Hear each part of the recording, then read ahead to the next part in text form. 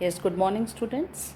All of you read the dual administration in the previous class. Now we read about the expansion of the British Empire. Having achieved control over Bengal, Bengal पे पूरी तरह से control होने के बाद the EEIC embarked upon the policy of the territorial expansion in India through wars and alliances.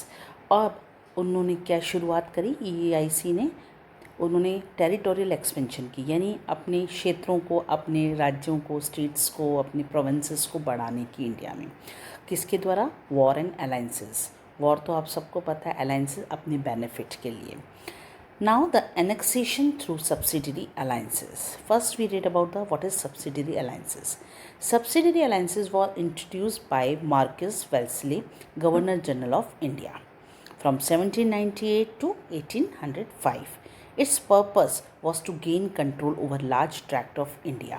उसका क्या मकसद था गवर्नर जनरल का, मार्कस वेल्सले का, कि जो बहुत बड़ा यानी एरिया ऑफ लैंड है जो इंडिया का, उसको अपने कंट्रोल में करना, विदाउट डायरेक्ट वॉर्स और spending money on maintaining troops. ना कोई लड़ाई करके और ना ही कोई पैसा ट्रूप्स को मेंटेन करने के ऊपर पैसा खर्च करने पर।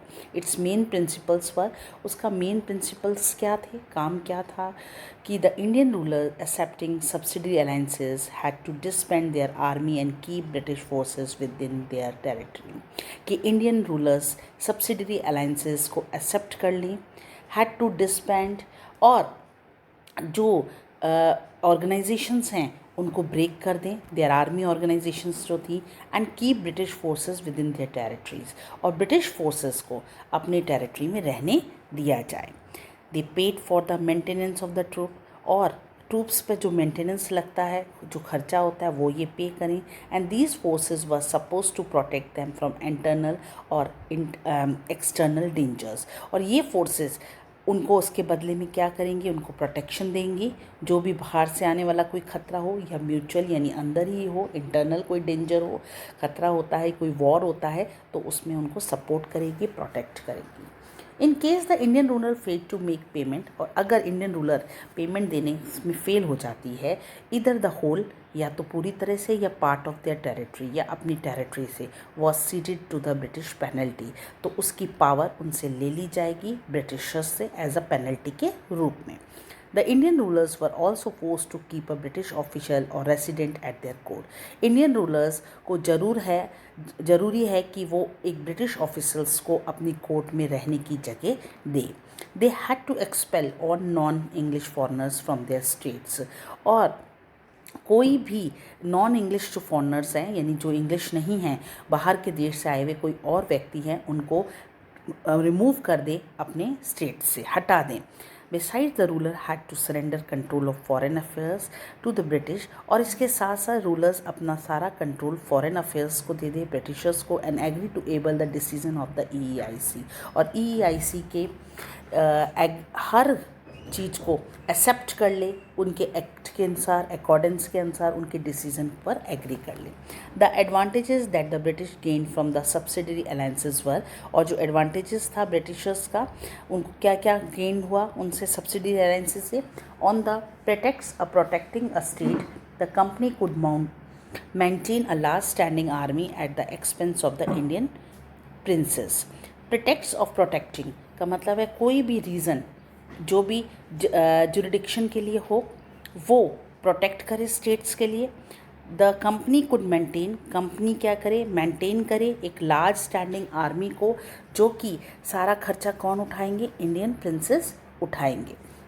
It gave the company a chance to expand its territory, और कंपनी उनको की टेरिटरीज को एक्सपेंड बढ़ाने के लिए उनको चांस देगी फर्दर आगे के लिए, because British had gathered influence and power, क्योंकि ब्रिटिशर्स के पास बहुत ज़्यादा इन्फ्लुएंस है, बहुत ज़्यादा उनके पास तरीके हैं और पावर भी है। The disadvantage of the subsidiary alliances for Indian state, ये तो एडवांटेजेस थे। Now the disadvantages of the subsidiary alliances. The Indian ruler were deprived of the opportunity to join hands against the company, और जो भी damage हुआ है, जो भी लैकिंग ऑफ जो स्पेसिफिक बेनिफिट्स हैं, जो अपॉर्चुनिटीज़ इंडियन रूलर्स को है, वो अगर कंपनी के साथ वो हाथ मिला लेगी तो वो सारी चीज़ें उनकी ख़त्म हो जाएंगी। यानी इंडियन रूलर्स के पास ये डिप्राइव अपॉर्चुनिटीज़ थी कि अगर वो कंपनी के साथ हाथ मिला लेती है, जो उनके कोई स्पेसिफिक बेनिफिट्स होंगे वो सारे ख़त्म हो जाएंगे। They lose their rights of decision making, उनको अपने अधिकार जो डिसीजन के हैं वो ख़त्म हो जाएंगे। And had to face interference of the British resident in the everyday affairs. अब ब्रिटिशर्स के रोज़ाना के इंटरफेरेंस उनके रहेंगे, उनके रेसिडेंट्स में, उनके कोर्ट में और रोज़ाना के। Indian rulers lost their administrative as their financial independence. Indian rulers ने अपने एडमिनिस्ट्रेटिव जो चीज़ें थी उनको लॉस्ट कर दिया, ख़त्म कर दिया, और साथ में उनकी फाइनेंशियल इंडिपेंडेंस भी ख़त्म हो गई। The Nizam of Hyderabad in 1798 was the first to accept the subsidiary alliances. सबसे पहले जो हैदराबाद का निज़ाम यानी रूलर था, वहाँ उस जैसे बंगाल के रूलर को नवाब कहते हैं, वैसे ही हैदराबाद के रूलर को निज़ाम कहते हैं। 1798 में उसने सबसे पहले सब्सिडरी अलायंसेस को एक्सेप्ट कर लिया, स्वीकार कर लिया। He gave the British the territories of Bellary and चुबधा, और उसने ब्रिटिशर्स को अपनी टेरिटरी बेलारी और चुबधा जो दो जगहें थी, टेरिटरीज थी, वो दे दी। The Nawab of Awadh accepted in 1801, Nawab of Awadh ने भी 1801 में उनकी अधीनता स्वीकार कर ली। एंड सीडेड रोहिलखंड, और अपनी जो पावर्स थी वो रोहिलखंड, गोरखपुर और दूसरी टेरिटरीज जो कि गंगा और यमुना के बीच में थी वो सारी उनको दे दी। Peshwa Bajirao second accepted the subsidiary alliances in 1802।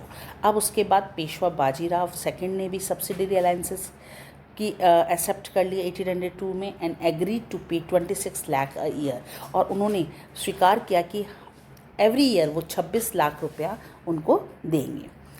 Okay, understood all of you these subsidiary alliances? Now the expansion through direct military confrontation. The expansion of power of the company through direct military confrontation included a series of wars. जो भी expansion of power थी, यानी जो भी आगे बढ़ाने का, territories को आगे बढ़ाने की जो पावर थी कंपनी ने, वो किसके द्वारा किया? मिलिट्री कन्फ्रंटेशंस में, यानी बिल्कुल अपोजिट पार्टी से मिलकर। और वो उसके अंदर कौन कौन सी वॉर्स आए? एंग्लो मैसूर वॉर आया, एंग्लो मराठा, एंग्लो सिख और एंग्लो अफगान वॉर आया। The company did not follow the system of subsidiary alliances. Now the first is Mysore. Company subsidiary alliances को फॉलो के सिस्टम को फॉलो नहीं कर रही थी दूसरे इंडियन स्टेट्स के साथ। He restored a direct war when it is political and economic interest were threatened, और वो रिस्टोर कर रही थी, यानी सारी चीज़ों को इकट्ठा कर रही थी कि डायरेक्ट वॉर करने के लिए, चाहे वो पॉलिटिकल हो चाहे इकोनॉमिक इंटरेस्ट हो, वह थ्रेटेंड, उनसे डर लग रहा था। For example, the rise and expansion of Mysore under Hyder Ali alarm the company. जो राइज और एक्सपेंशन था, यानी जो बढ़ाना और एक्सपेंशन था मैसूर का, वो किसके अंतर्गत था? हैदर अली, जो कि उस समय पर हैदर अली नवाब था, रूलर था मैसूर का। अलार्म द कंपनी, उसने कंपनी को अलार्म्ड किया, उसको जागाया। रिजल्टिंग द 4 वॉर्स, और उसके रिजल्ट में क्या हुआ? 4 युद्ध हो गए, 4 वॉर्स हो गए between 1767 to 1799 CE। Now the first Anglo-Mysore war क्या हुआ? The first Anglo-Mysore wars happened because Mysore controlled the trade on the Malabar coast. पहला जो मैसूर वॉर जो हैपेंड हुआ वो किसका था? कि मैसूर का जो कंट्रोल था, वो ट्रेड वो मालाबार कोस्ट पर था। Since the spice trade was very lucrative for the EAIC, और ये जो ट्रेड था स्पाइस ट्रेड, यानी मिर्च मसालों का, कार्डमम का, पेपर का, ये सारा जो ट्रेड था वो लुक्रेटिव था, यानी बहुत बड़ा प्रॉफिट वाला था EAIC के लिए। They formed an alliance with the Nizam of Hyderabad, तो उन्होंने उनके साथ म्यूचुअल बेनिफिट करने के लिए Nizam of Hyderabad and the Marathas and the Nawab of Karnataka to attack Mysore. Nizam of Hyderabad ने, मराठास ने और नवाब ऑफ कर्नाटक ने मैसूर पर अटैक कर दिया। Hyder Ali in turn brought the Nizam and the Marathas to his side, और उसके रिटर्न में हैदर अली ने क्या किया? उसने निज़ाम और मराठास को अपनी साइड कर लिया, द प्रॉमिसिंग टेरिटोरियल गेंस की, उनको वो टेरिटोरियल गेंस देगा, यानी उनको और जगह, यानी कई जगह उनको दे देगा। He attack Arcot and reached Madras, उसने आरकोट पर अटैक किया और मद्रास पहुंचा, जो आजकल चेन्नई के नाम से है। At the end of First Anglo-Mysore War, Hyder Ali forced the EIC to sign the Treaty of Madras. आखिरी में फर्स्ट एंग्लो मैसूर वॉर में हैदर अली को फोर्स किया गया कि EIC ने अपनी एक ट्रीटी ऑफ मद्रास कराया, यानी एक एग्रीमेंट कराया 1769 में, जिसमें British and Hyder Ali agree to help each other in case of attack by a third party. इन दोनों ने एग्री किया कि अगर इन दोनों के ऊपर कोई अटैक होगा थर्ड पार्टी का तो ये दोनों हेल्प करेंगे, ब्रिटिश और Hyder Ali. Now the next is second Anglo Mysore war. British violated the treaty 1769। Britishers ने वायलेट कर दिया, ख़त्म कर दी इस ट्रीटी को 1769 में, and did not help Hyder, और हैदर की हेल्प नहीं की। When the Marathas attack Mysore in 1771, और जब मराठास ने मैसूर पर अटैक किया 1771 में, तो English also attempted to capture Mahe. English ने भी अटैम्प्ट किया, यानी EIC ने भी अटैम्प्ट किया माहे को कैप्चर करने को, माहे जगह को, which was under Haiders jurisdiction, जो कि लीगली किसके हाथ में थी? हैदर के हाथ में थी। Hyder died during the war but his son Tipu continued to. Hyder उस वॉर में मारा गया, लेकिन टीपू यानी उसका बेटा टीपू सुल्तान, उसने इस वॉर को कंटिन्यू रखा। The second Anglo-Mysore War finally ended with the Treaty of Mangalore। और जो सेकेंड मैसूर वॉर हुआ उसका खात्मा एक ट्रीटी के द्वारा हुआ मैंगलोर में 1784 में, with the Britishers and Mysore agreeing to respect each other territories. दोनों एक दूसरे की टेरिटरीज के लिए रिस्पेक्ट करेंगे। Now the third एंग्लो-मैसूर war. Under Tipu, Mysore control the profitable trade and Malabar coast. Tipu के अंडर में मैसूर में का कंट्रोल मालाबार कोस्ट में बहुत प्रॉफिटेबल था, बहुत अच्छा हुआ था। Where the company purchase pepper and cardamom, जहाँ से कंपनी पेपर और कार्डमन, इलायची और पेपर मिर्च यानी काली मिर्च, वो परचेज करती थी। In 1785 Tipu stop to export of sandalwood, pepper and cardamom, और टीपू ने 1785 में स्टॉप कर दिया एक्सपोर्ट करना किस चीज़ का? सैंडलवुड, पेपर एंड कार्डमन का, and disallowed local merchant, और लोकल मर्चेंट्स है उनको डिस अलाउ कर दिया कि ट्रेड विद द कंपनी, कि वो कंपनी के साथ ट्रेड करें। He established a close relationship with the French in India, उसके बहुत अच्छे संबंध फ्रेंच के साथ थे। एंड मॉडर्नाइज हिज आर्मी, और वो फ्रेंच की सहायता से मॉडर्नाइज हेल्प करता था, यानी अपनी सेना को की हेल्प होती थी, उसकी फ्रेंच आर्मी उनको सिखाती थी। The British got furious and decided to control Tipu Sultan. अब ब्रिटिश बहुत गुस्सा हो गए और उन्होंने डिसाइड किया कि वो टीपू सुल्तान को कैसे कंट्रोल करें। In the third Anglo Mysore war Tipu was defeated. तीसरे एंग्लो मैसूर वॉर में टीपू हार गया under the treaty of Seringapatam. 1792 में एक एग्रीमेंट हुआ, and had to give away large part of his kingdom. उसको बहुत बड़ा अपना पार्ट मैसूर का ब्रिटिशर्स को देना पड़ा। ही ऑल्सो हैड टू पे अ ह्यूज फाइन, बहुत ज़्यादा पैसा उसको देना पड़ा फाइन के रूप में। And send 2 of his son to hostage to the British, और अपने दोनों बेटे को ब्रिटिशर्स के पास होस्टेज के रूप में, उनकी देखभाल के रूप में भेजना पड़ा। Now the fourth Anglo Mysore war. Lord Wellesley, जो कि गवर्नर जनरल था ब्रिटिश का, आज Tipu to accept the subsidy alliances. उसने टीपू को कहा कि सब्सिडी अलायंसेस एक्सेप्ट कर ले। व्हेन ही रिफ्यूज़, जब उसने रिफ्यूज़ किया, अ वॉर वॉज डिक्लेयर्ड, तो वॉर की घोषणा हो गई in 1798। Tipu died fighting in Seringapatam, Tipu Seringapatam की फाइट में मारा गया। And the British annex most of the conquest and handed them over to the Nizam of Hyderabad. British ने बहुत सारे जो राज्य थे उन पर कब्जा कर लिया, और सारा जो हैंडेड था यानी सब किसके हाथों में दे दिया? निज़ाम के हाथों में, हैदराबाद के। The remaining kingdom was placed under the here on her old ruling family, और बाकी का जो किंगडम था वो उनके पुरानी जो रूलिंग फैमिली थी उनके हाथ में दे दिया। The Wodeyars who accepted the subsidy alliances, the Wodeyars जो कि उनको उस रूलिंग जो पार्टी थी यानी रूलिंग फैमिली थी वुडियार्स, उन्होंने उस सब्सिडी अलायंसेस को उसके बाद एक्सेप्ट कर लिया। ओके बेटा, these are the Anglo Mysore war, all of you understood. Now the Marathas. From the late 18th century, the company also tried to curb the power of the Marathas. आखिरी में 18th century तक company चाहती थी कि जो मराठास की power है उनको ख़त्म करना, जो इतनी फैली हुई है, जो जाल फैला हुआ है, कर्व है पूरी तरह से मराठास की पावर का, उनको रोकना। The Marathas recovering from the third battle of Panipat, जो थर्ड बैटल ऑफ पानीपत हुआ 1761 में, उसको रिकवर करने के लिए मराठास ने emerge as a possible alternative to the Mughals in north India, और मुगल्स को अपने से मिलाना शुरू कर दिया नॉर्थ इंडिया में। The 5 Maratha chiefs, the Peshwas, the Gaikwad, the Holkars, the Bhosles and the Sindhyas had internal differences. इन ये जो 5 मराठा चीफ थे, इनमें अपने आप ये डिफरेंसेस हो रहे थे। The British took advantage, British ने इसका लाभ लिया, प्रॉफिट को कमाया, एडवांटेज लिया of these differences in interfere in the internal affairs, तो उनमें इंटरफेरेंस करना शुरू कर दिया। Leading a 3 Anglo Maratha Wars, और इसके कारण 3 एंग्लो मराठा वॉर हुए 1775 टू 1819 तक।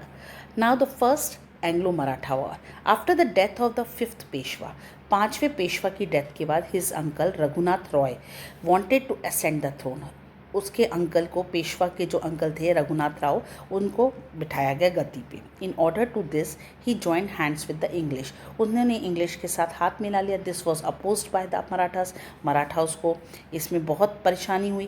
Consequently a war took place, और उस समय ये वॉर हुई, ending with the treaty of Salbai 1782, आखिरकार एक एग्रीमेंट से ये वॉर ख़त्म हुआ। The mutually restituted each others territories, और इसमें ये हुआ कि जो भी उनका ख़राब हुआ है वो टेरिटरीज़ की तरफ से, वो सारा वो पे करेंगे।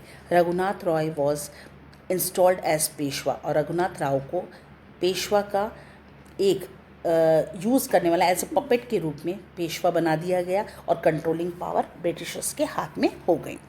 Now the second Anglo Maratha war, Peshwa Bajirao second the son of Raghunath Rao, Peshwa Bajirao जो कि रघुनाथ राव का बेटा था, lived under the shadow of his father, अपनी पिता की छाया में रहा। He was hated by his Maratha chief, उसने हमेशा मराठा चीफ से हेटेड किया, नफरत की, एंड रिगार्डेड अ ट्रेटर, और उन्हें देशद्रोही माना।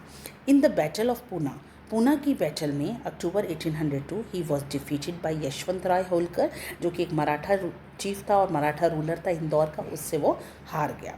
The Peshwa fled to the British for protection, Peshwa भाग कर ब्रिटिशर्स की प्रोटेक्शन में गया, and sign the treaty of Bassein, और एक एग्रीमेंट किया बेसिन का। He ceded territory for the maintenance, और उसने अपनी पावर और टेरिटरी लेने के लिए, एक मेंटेनेंस करने के लिए सब्सिडी फोर्स किया, and agree to cooperate with no other power, और उसने ये घोषणा करी कि वो किसी और पावर से कॉपरेट नहीं करेगा, ब्रिटिशर्स के साथ रहेगा। The Scindias and Bhonsles were also defeated by the British, Scindia और भोसले भी हार गए ब्रिटिशर्स से। इन 1803 में Raghoji Bhonsle second of Nagpur and Daulat Rao Scindia of Gwalior signed a treaty with the British, इन दोनों ने, राघोजी भोसले सेकेंड नागपुर ने और दौलत राव सिंधिया ग्वालियर ने, दोनों ने एक एग्रीमेंट ब्रिटिशर्स के साथ साइन किया। Thus the British became master of Cuttack, और बाद में ब्रिटिशर्स मास्टर्स बन गए कटक के। And the Ganga Yamuna Doab, Delhi Agra region and parts of Bundelkhand, Britishers जो कि मास्टर्स थे, मास्टर्स ऑफ कटक, कटक के मास्टर्स बन गए। एंड द गंगा यमुना दोआब, गंगा यमुना दोआब यानी गंगा यमुना का जो फर्टाइल एरिया था वो दिल्ली आगरा रीजन और पार्ट ऑफ बुंदेलखंड, ये सब ब्रिटिशर्स के पास आ गया। The third Anglo Maratha war, it started in 1870 with the invention of Maratha territory by British rule, इसकी शुरुआत हुई 1817 में, जब मराठास की टेरिटरी का इन्वेंशन हुआ, वापस हुआ बाय ब्रिटिश ट्रूप्स के द्वारा। He stated purpose the attack was to taken against by the Pindaris, a band of robbers from central India. इस पे मराठास जो टेरिटरी थी उस पर किसने किया आक्रमण, एक रॉबर्स गैंग ने, जो पिंडारीज कहलाते थे और सेंट्रल इंडिया से आए थे, और उन्होंने उन पर अटैक किया। The Peshwa supported by the Bhonsle and Holkar rulers, Peshwas ने भोसले और होलकर रूलर्स का सपोर्ट किया, and rose up against the British, और वो ब्रिटिशर्स के खिलाफ उठ गए। A series of defeats broke up the Maratha empire, और ये जो सीरीज़ थी चलती आ रही थी मराठास को ब्रोकअप करने की, वो भी वापस हो गई। एंड एंडेड मराठा इंडिपेंडेंस, और मराठास की स्वतंत्रता खत्म हो गई। The Peshwa was defeated, Peshwa हार गए एंड फोर्स टू फ्ली, और वहाँ से भाग गए। वंस कैप्चर्ड, उसमें से कुछ पकड़े गए। He was placed a small state with a pension, उनको एक छोटा सा स्टेट देकर उनको पेंशन दे दी गई कि अब उनको कोई मतलब नहीं है, उनको हर महीने या हर साल का खर्चा दे दिया जाएगा। And most of his territory was annex to the Bombay presidency, और बहुत सारी टेरिटरीज को ब्रिटिशर्स ने बॉम्बे प्रेसिडेंसी के नाम से जो थे उन्होंने अनेक्स कर लिया, अपने में मिला लिया। Other powerful Maratha chief like the Holkars of Indore, और दूसरे जो मराठा चीफ थे Holkars of Indore, the Scindias of Gwalior, the Bhonsle of Nagpur were also subjugated, और वो भी उनके कंट्रोल में आ गए। The Maratha kingdom of Nagpur and Indore become a part of,